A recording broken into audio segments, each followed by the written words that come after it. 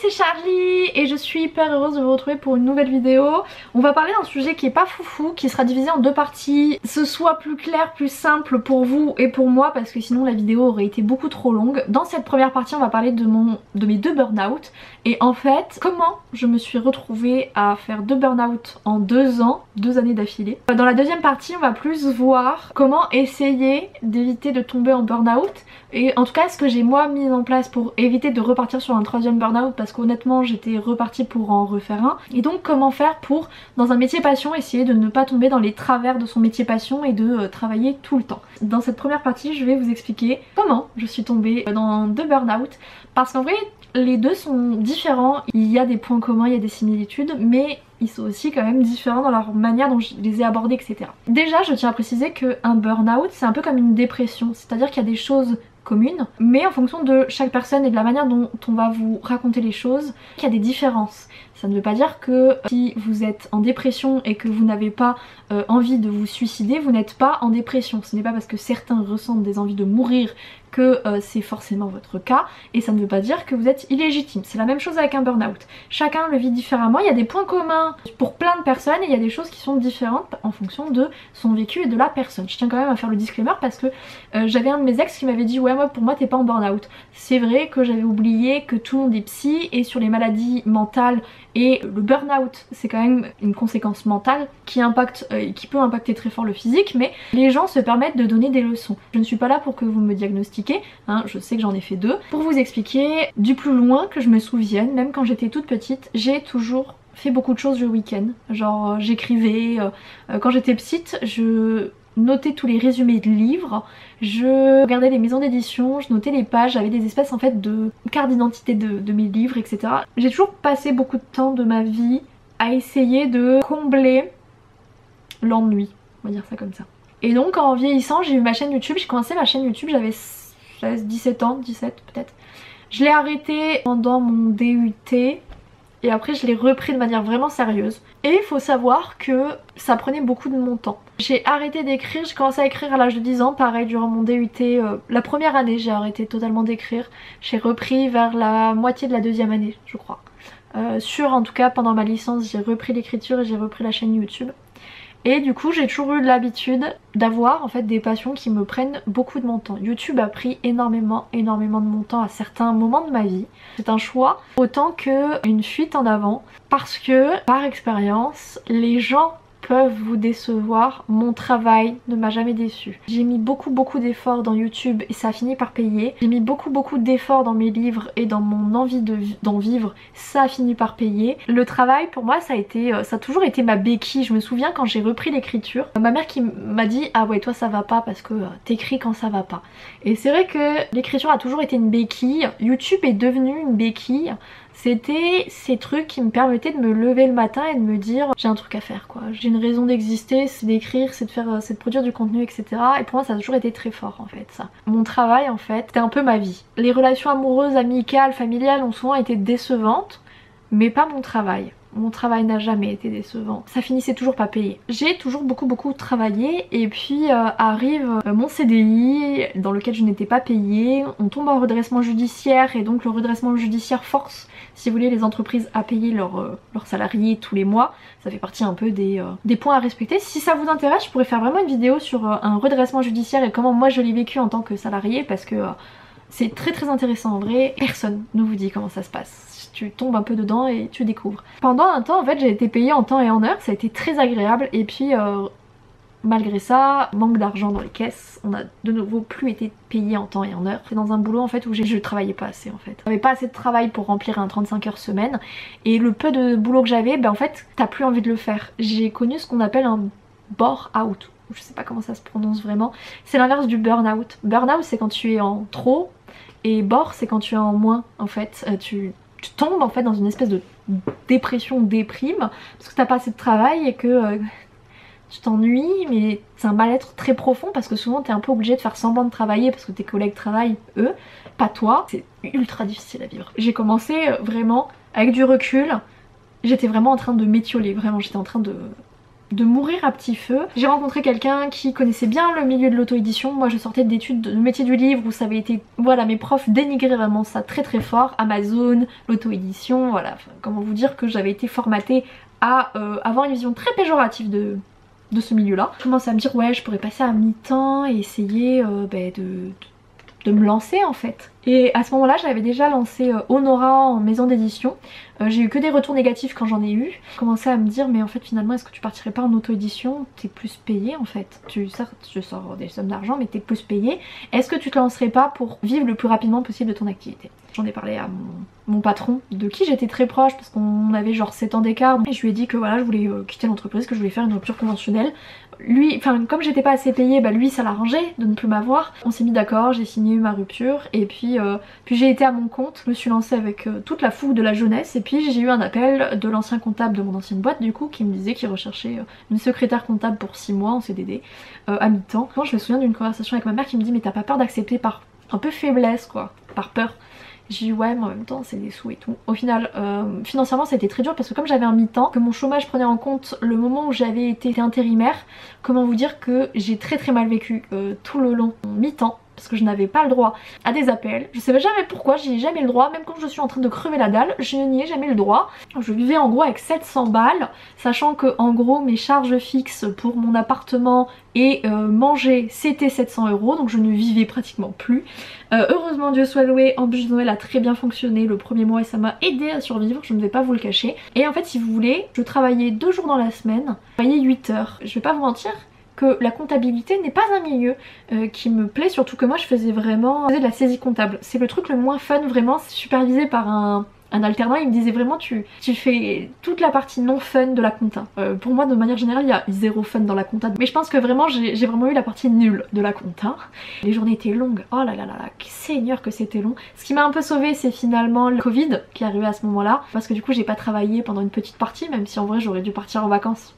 Voilà, j'avais déjà prévenu, ils étaient au courant que pendant un mois je ne serais pas là parce que je serais en Thaïlande. Et il faut savoir que du coup pour préparer la Thaïlande, j'avais bossé comme une dingue pour sortir du contenu. Je m'étais épuisée, j'ai bossé 14 heures par jour. C'est une période aussi où je streamais encore pas mal quand même sur YouTube. Et même avec le Covid, j'ai pris peut-être 3-4 jours de repos et après je suis repartie à fond la caisse à bosser comme une malade, mais vraiment comme une malade mentale. À ce moment là je suis dans une ligue d'autrice donc j'ai quand même du boulot à faire pour autre chose que moi-même.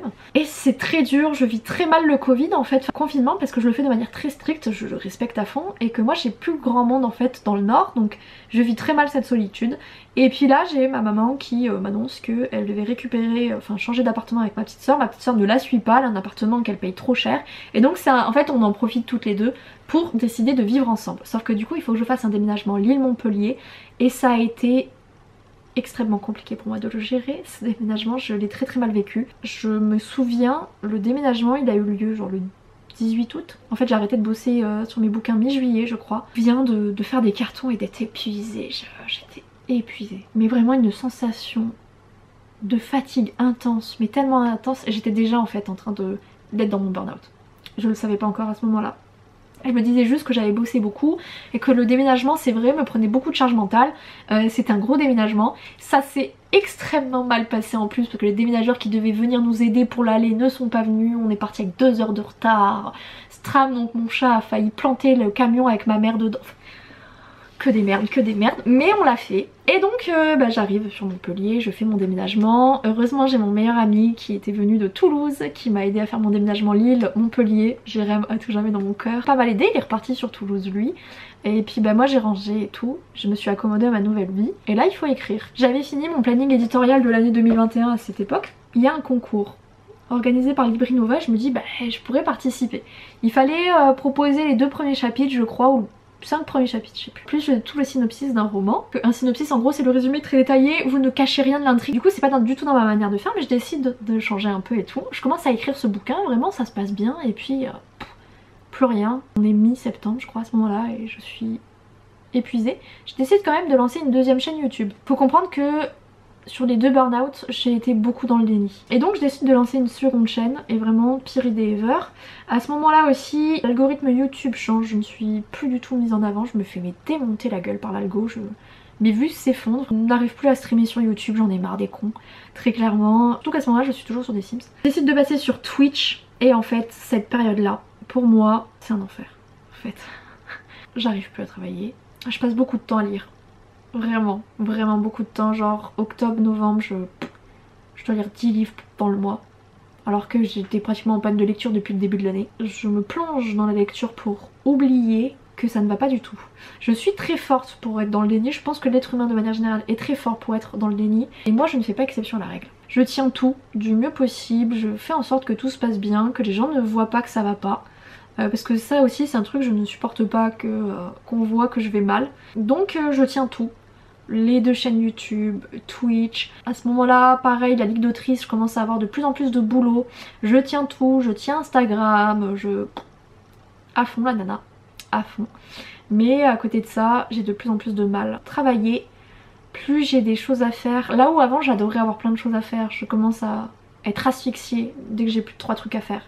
Ça commence à devenir vraiment angoissant pour moi, je manque d'air, vraiment, c'est... Comment décrire autrement que ouais, il y a un vrai manque d'air, j'ai l'impression d'étouffer. Et en fait, ce qui me sauve, c'est Bad Boy et Intello. C'est le roman que je vais écrire pendant cette période-là et j'ai vraiment besoin d'un bouquin très doudou. J'ai besoin de personnages doux, j'ai besoin de choses qui me font du bien et donc je vais écrire cette histoire-là. J'ai eu l'impression d'avancer très vite sur le bouquin et finalement quand je regarde mes stats, j'avançais pas tant que ça. Mais j'écrivais très tard, j'écrivais genre vers 23h minuit et je m'arrêtais vers 1h, 2h du matin. Et écrire sur Matt et Maël m'a fait un bien fou et c'était ça que j'avais besoin. La seule tâche que j'avais à faire de la journée c'était une vidéo et écrire. Là où avant je pouvais bosser 14 heures, là je me retrouve presque à ne bosser que 4. Très très dur de faire plus que ça en fait. Je termine Bad Boy et Intello. Je me sens beaucoup mieux d'avoir écrit sur cette histoire, je me sens mieux. Je tiens quand même, je reprends le podcast. Puis là c'est le début de l'année... Ah putain non, c'était 2020 en fait. Oui, ma première année était en 2020. Ah oui, donc là on tombe en 2021. On est en 2021 et je décide de publier un bouquin par mois, pratiquement. Sauf en avril. Et en septembre c'est de l'intégrale de Playing. Donc il y a 2 mois où il n'y a pas vraiment de travail. Janvier c'est le recueil de nouvelles gratuites. Je poste aussi tome 1 et 2 d'Honora, donc je sais que j'ai quand même du travail mais c'est pas de l'écriture. Le rythme est très intense parce qu'en fait j'ai perdu du temps avec ce premier burn-out. J'aurais dû bosser à fond, etc. Je suis arrêtée en cours sur mon roman pour le concours. Donc qu'est-ce que je vais faire? Je vais bosser comme une malade. Parce que si jamais je l'emporte, il faut que le livre soit complet et c'est dans des délais très courts quand même. Au final, ce concours je le remporte pas, je suis dans les 20 finalistes mais je vais pas plus loin que ces 20 finalistes là. Je travaille comme une acharnée, mais comme une tarée. Et je me souviens en fait que l'été, je fais un post Insta en disant que je flirte de nouveau avec le burn-out. Fallait du temps déjà pour réaliser, j'en avais fait un premier. Et je sentais très fortement que j'étais dans une voiture de course et que je fonçais à toute balle vers un deuxième. Je le sens, mais l'été je termine mon planning éditorial de 2021, je suis en avance et là en fait je décide de me mettre en couple avec quelqu'un. Pas trop rentrer dans les détails parce qu'il y a beaucoup de persos, mais en gros sachez une chose, ça va être très compliqué à gérer pour moi parce que septembre, octobre, novembre, j'ai des ruptures amicales, familiales, amoureuses, du coup je ne reste pas avec ce garçon et je perds un de mes chats en plus, cerise sur le gâteau, je perds un de mes chats qui est Koda, qui s'est trouvé une nouvelle maison. En vrai sa maîtresse est géniale, j'ai pu le revoir dans sa nouvelle maison, il était tellement heureux, mais j'ai quand même très mal vécu sa disparition parce que j'avais déjà perdu un autre chat qui était Tweet. Donc ça m'a renvoyé aussi à une autre période très très sombre de ma vie. Et je me retrouve en fait à ne pas pouvoir garder l'appartement que j'avais, enfin repartir chez mon papa. À 26 ans, repartir chez son père, c'est très compliqué, surtout que mon père et moi avons une relation assez conflictuelle, on peut pas se mentir. On est très très différents tous les deux. Sa maison est très froide, elle est très sombre, en plus on est dans les pires périodes de l'année pour moi qui est l'automne-hiver. Je vis très très mal. Mais je m'en rends pas compte parce qu'il faut que j'écrive, c'est important. Il faut que je donne Bad Girl et Binoclard, le tome 1 à ma correctrice. Et il faut que j'avance parce qu'en fait Bad Girl et Binoclard ça va être pour février parce qu'elle a des délais assez plus longs que ce que j'avais prévu. Et j'ai pas mon bouquin de janvier qui est La maîtresse de la nuit, donc il faut que je l'écrive. C'est un moment où je peux passer 6 heures sur TikTok. Je suivais déjà TikTok, j'avais été... pendant un temps j'ai été sur TikTok, mais j'avais laissé tomber par manque de temps. Et là je suis sur TikTok, je ne poste rien sur TikTok, je ne fais que avaler du contenu. Je me souviens, mais tellement souvent de me dire ouais à 14h15 t'arrêtes et tu vas écrire. Et je regarde l'heure, enfin je vois l'heure passer, je me dis allez 10 minutes de plus, 10 minutes de plus, 10 minutes. Et je me retrouve il est 17h et je suis toujours sur TikTok. Je suis vraiment très mal, mais alors vraiment, mais je suis au fond du trou, je vais pas vous mentir, hein, c'est vraiment, je suis au fond du trou. Je dois encaisser plein de choses du point de vue personnel. Et j'ai tellement travaillé, je suis épuisée. J'ai un fardeau sur les épaules. Le simple fait de me lever me demande une énergie de dingue. Mais une énergie de dingue. J'arrive à tenir les lives, j'arrive à publier sur YouTube, j'arrive à écrire. J'arrive à tenir quand même pas mal de mes engagements, sachant que je n'avais plus la ligue d'autrice, donc je ne gérais de nouveau que mes affaires, parce que ça aussi je l'ai pas dit, mais la ligue d'autrice durant l'année 2021, j'ai tout géré en fait, jusqu'à ce que je dise à ma collègue que qu'il fallait arrêter, j'arrivais plus quoi. Toute seule, je ne pouvais plus gérer. Mais ça aussi ça m'a rajouté beaucoup de travail. J'ai dû arrêter la deuxième chaîne YouTube parce que j'arrivais pas. J'avais relancé le podcast, je l'ai arrêté parce que j'en pouvais plus en fait. Il y a plein de moments en fait où il y avait des signaux que ça allait pas. Et je me suis retrouvée vraiment à me dire mais qu'est-ce que je fous. Et je me souviens d'en parler à mes meilleurs potes et de me dire mais meuf, t'as quand même vachement de symptômes du burn-out. Et au moment où elle me dit ça, c'est une révélation. J'en avais fait un. Et j'avais pas conscience que j'étais dans un deuxième. Mais vraiment j'étais très profond dans un deuxième en plus. C'est quand je lui ai dit que je pouvais passer des heures sur TikTok. J'arrivais plus à m'arrêter. Je swipais. Je mangeais tout le contenu que je pouvais avaler. Je n'en pouvais plus. TikTok en fait te propose du contenu en continu. Et ça me permettait de ne pas réfléchir, de ne plus réfléchir, de reposer le flot de mes pensées, de ne plus avoir l'impression d'être étouffée en fait, d'être asphyxiée par tout. Et c'est ultra compliqué à vivre parce que moi, comme je vous l'ai dit au début, le travail c'était ma béquille, c'était mon médicament à tous mes problèmes. Et là normalement en temps normal, quand tu te prends un tel aller-retour par la vie, par tout ce qui s'est passé de manière très rapprochée d'un point de vue personnel, normalement je me serais lancée à fond dans le travail. Le problème c'est que le travail, j'étais déjà tellement à fond dedans que ça avait déjà craqué en fait avant que tout ceci n'arrive. C'est à dire qu'avant que je me fasse rouler dessus par la vie, j'arrivais déjà plus trop à écrire. Ça a été très compliqué. C'est cette période là où j'ai écrit 20 000 mots sur Honora, j'ai pas pu continuer. Je me suis mis sur Bad Girl et Binoclard et pareil c'était compliqué, c'était un peu laborieux, ça a été très dur. Ça a été très dur. Tout a été difficile en fait. J'étais déjà en fait je pense en burn-out. En plus j'ai vécu avec une personne qui était de rien très angoissée. Je suis une éponge émotionnelle, donc comment vous dire, je prenais tout sur mes frêles épaules. Enfin ça a été très compliqué. Tout m'est tombé sur la gueule en même temps. Et donc ce qui avait été ma béquille ne pouvait plus être ma béquille parce que c'était une des raisons qui faisait que j'avais des boulets aux pieds. Et c'était très compliqué parce que le travail c'est un peu mon médicament magique. Ça ne va pas dans ta vie amoureuse, travail. Ça ne va pas dans ta vie salariée, travail. Ça ne va pas avec tes amis, hein, on te plante des couteaux dans le dos, travail. Ma réponse magique, mon médicament, s'était transformé en fait en poison qui m'a toujours fait du bien, en fait, me faisait du mal.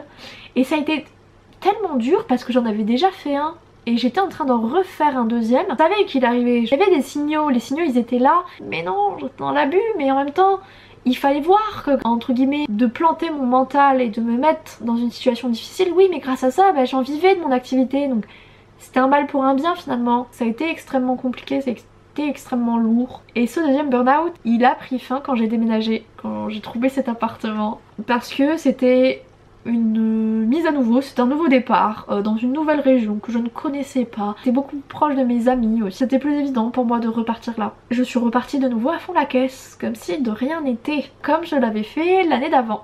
Et honnêtement, si je n'avais pas changé vraiment ma manière de voir les choses sur mon travail, je pense que j'aurais été vraiment dans la merde.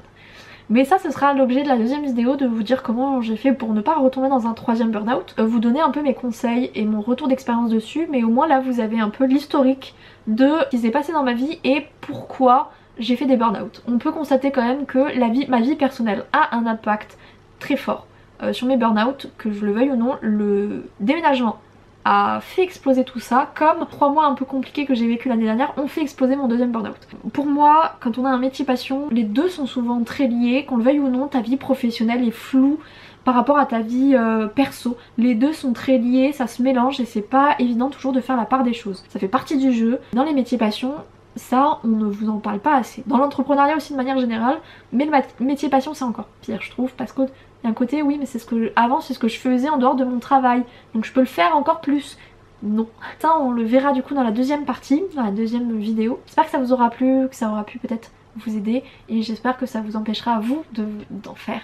Je vous dis à la semaine prochaine, je vous fais des gros bisous. Ciao ciao.